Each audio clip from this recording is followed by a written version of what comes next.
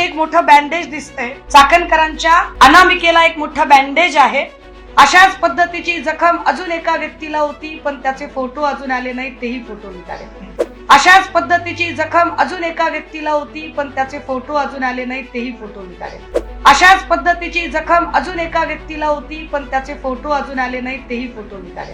रुपाली चाकणकरांच्या बोटाला असलेलं बँडेज म्हणजे ती पूर्ण पट्टी तारीखवार दाखवली आहे आणि त्यानंतर मग ती जखम भरायला किती वेळ लागला, म्हणजे अर्थ ती जखम किती खोल असावी, किती रक्त त्यातून वाहवलं गेलं असावं याचा सगळा अंदाज येतो. अशाच पद्धतीची जखम त्या दुसऱ्या राजकीय नेत्यानं सो कॉल्ड जो कोणी असेल त्यांनीही आपल्या बोटाला करून घेतली होती. पण तो नेता कोण आहे याचे पुरावे म्हणे सुषमा अक्कांकडे येणार आहेत 1-2 दिवसात, आणि ते आले की मग त्या राजकीय नेत्याबद्दलही अशाच पद्धतीचा भंडाफोड होणार आहे, त्याची पोलखोल होणार आहे.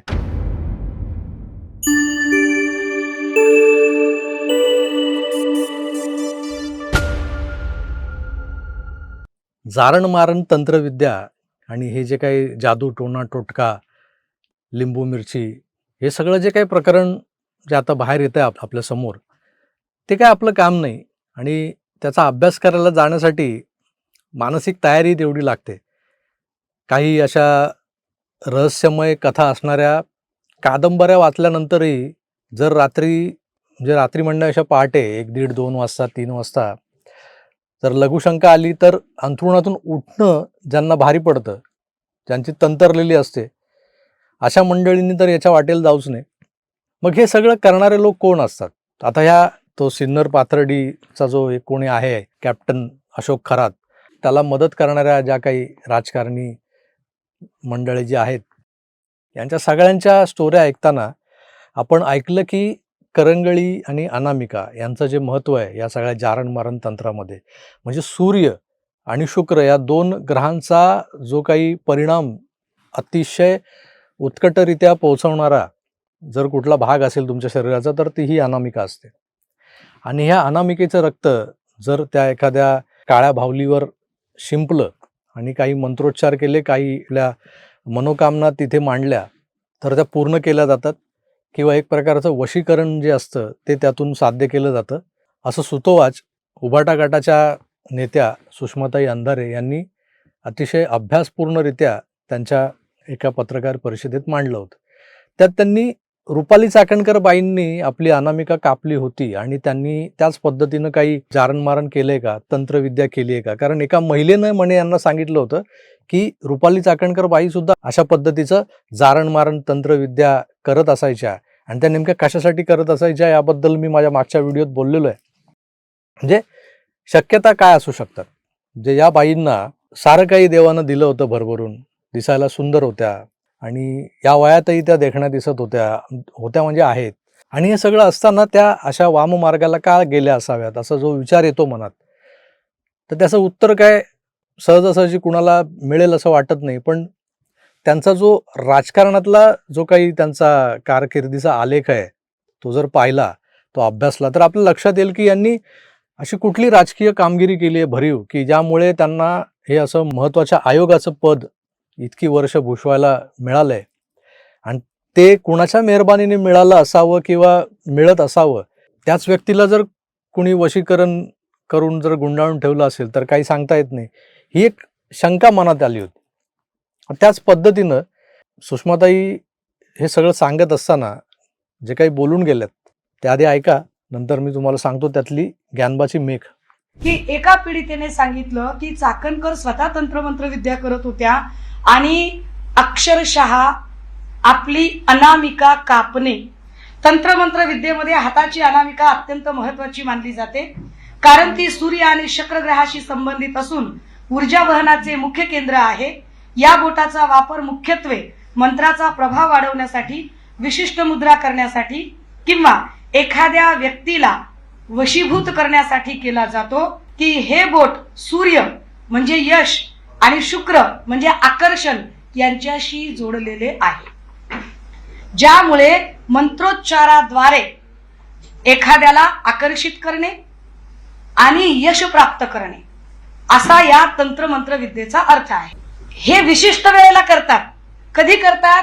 हे सोमवती अमावस्येला करतात. आणि मग एक फोटो एका माऊलीने पाठवला याचा स्क्रीनशॉट बघा, याच्यात तारीख आहे खाली 12 सप्टेंबर 2024. इथे एक मोठं बँडेज दिसतंय. चाकणकरांच्या अनामिकेला एक मोठं बँडेज आहे. अशाच पद्धतीची जखम अजून एका व्यक्तीला होती, पण त्याचे फोटो अजून आले नाहीत, तेही फोटो निघाले. अशाच पद्धतीची जखम अजून एका व्यक्तीला होती, पण त्याचे फोटो अजून आले नाहीत, तेही फोटो निघाले. अशाच पद्धतीची जखम अजून एका व्यक्तीला होती, पण त्याचे फोटो अजून आले नाहीत, तेही फोटो निघाले. हे सगळं बोलत असताना सुषमा अक्का म्हणाल्यात की ज्या पद्धतीनं रुपाली चाकणकर यांनी त्यांची अनामिका कापून हे सगळं वशीकरण केलं होतं, त्याच पद्धतीनं अजून एका मोठ्या राजकीय व्यक्तीने हाच प्रकार केला होता. त्यानेही आपली अनामिका कापून वशीकरणाचा हा जो काही प्रकार आहे तो प्रकार करून पाहिला होता. बरं, ज्या पद्धतीनं सुषमा अक्कांनी रुपाली चाकणकरांच्या बोटाला असलेलं बँडेज म्हणजे ती पूर्ण पट्टी तारीखवार दाखवली आहे आणि त्यानंतर मग ती जखम भरायला किती वेळ लागला, म्हणजे ती जखम किती मोठी होती, म्हणजे महिना, 1.5 महिने, 2 महिने आणि अगदी सप्टेंबर टू डिसेंबरमध्येही छोटं बँडेज आहे तिथे. याचा अर्थ जखम पूर्णतः बरी डिसेंबरपर्यंत झाली नव्हती. सप्टेंबर, ऑक्टोबर, नोव्हेंबर, डिसेंबर 4 महिने ती जखम भरायला लागली होती. याचा अर्थ ती जखम किती खोल असावी, किती रक्त त्यातून वाहवलं गेलं असावं, याचा सगळा अंदाज येतो. अशाच पद्धतीची जखम त्या दुसऱ्या राजकीय नेत्यानं, सो कॉल्ड जो कोणी असेल, त्यानेही आपल्या बोटाला करून घेतली होती. पण तो नेता कोण आहे याचे पुरावे म्हणे सुषमा अक्कांकडे येणार आहेत 1-2 दिवसात, आणि ते आले की मग त्या राजकीय नेत्याबद्दलही अशाच पद्धतीचा भंडाफोड होणार आहे, त्याचीही पोलखोल होणार आहे.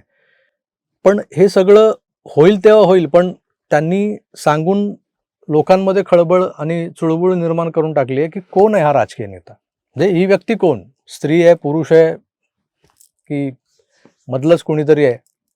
पण जो कोणी आहे ज्याने आपली अनामिका कापून घेतली होती आणि अशीच पट्टी लावून 2-4 महिने तो माणूस हिंडत होता, त्याचेही फोटो आहेत, त्याचेही पुरावे आहेत. त्यामुळे महाराष्ट्रात चाललंय काय, हे बोटं कापण्याचे धंदे महाराष्ट्रात कुठवर पोचलेत, कोण कोण हे वशीकरणाचे धंदे अवलंबतोय, कोण कोण हे मार्ग अवलंबतोय, कोण कुणाला वशीकरण करून घेतोय, कुणाला काय हवंय आणि त्यासाठी हे अशा पद्धतीनं बोटं कापून आपलं रक्त वाहवण्याचे हे धंदे करतायत लोक. कोण आहे तो नेता?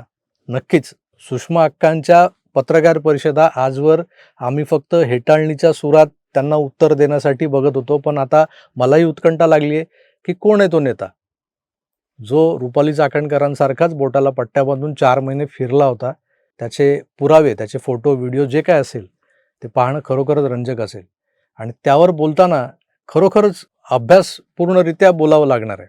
त्यामुळं हे एक चॅलेंजच आहे आणि बघूया सुषमा अक्का कधी त्याचा गौप्यस्फोट करतायत आणि तो गौप्यस्फोट झाला की त्यावर कसं व्यक्त व्हायचं हे महाराष्ट्रच ठरवेल. मी तुर्तास इथेच थांबतो. तुम्हाला काय वाटतं, कोण असेल हा नेता? ज्या पद्धतीनं सुषमा अक्का बोलून गेल्यात, तर रुपाली चाकणकरांनंतर असा तो दुसरा नेता कोण ज्याने अनामिका कापून असं वशीकरणाचा काहीतरी जारण प्रयोग करून पाहिलाय आणि जो नंतर बोटाला किमान 4 महिने अशी पट्टी गुंडाळून हिंडत होता गावभर? बघूया, तुम्ही मला कळवा तुम्हाला काय वाटतं ते. मी तुर्तास इथेच थांबतो. पुन्हा भेटूच, तोवर आपली काळजी घ्या आणि पाहत राहा आपलं आवडतं यूट्यूब चॅनल आकार DG9. धन्यवाद. नमस्कार.